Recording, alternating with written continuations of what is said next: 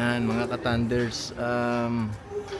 Ito yung mga bahay. Ito, may nakatira pala dyan. Bawat isa may nakatira. So, itong ano na to, yan. Open pa siya.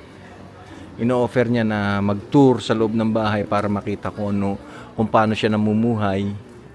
Yung matanda ang nandyan. Yan. Nakausap ko yung matanda kanina. Bata pa siya nung nabili niya yan. 1984 noong tawag dito, noong nabili niya yan. Tapos ano lang siya, 125,000 lang bili niya, euro. Ngayon daw nasa 450 na siya. So parang malapit na sa 4 times yung presyo. So yan, may bayad siya, 3.50 euro ang bayad. So sa pera natin sa Pilipinas, nasa ano yan, mga tawag dito, mga 300 pesos ang bayad sa entrance. Yun, so kung paano siya namumuhay, pag natapos na yung shop, isasara niya, matutulog na siya, kakain siya, tapos matutulog na siya. So yun, maraming salamat sa inyo mga ka-Thunders. Yan mga ka-Thunders, papasok tayo rito sa Cube House. Yan, may bayad siya, 350 euro per person. Yan, so papasok tayo, tingnan natin kung ano meron dito sa Cube House. Yan, medyo spiral tong papanikin natin hagdanan at saka matarik. Yan, bayad tayo ng entrance dito.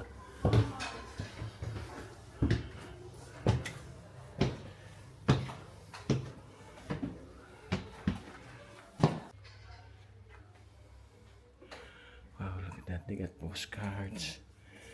Ano, tingnan mo, glasswares. Yep.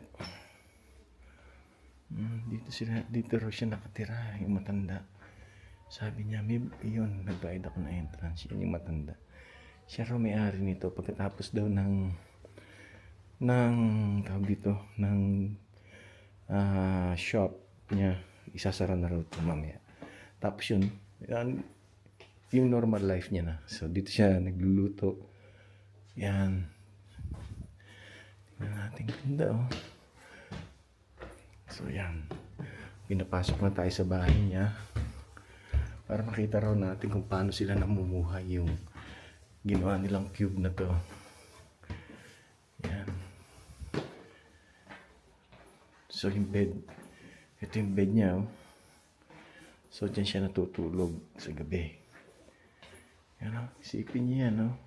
Architecture niya no, very magaling ng ano. Tapos dito yung mga tawag dito, yung mga abubot, storage niya. Yan. Ito siya oh.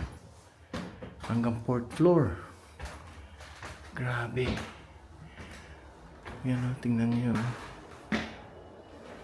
Ito siya. Yan. Ikot tayong 360.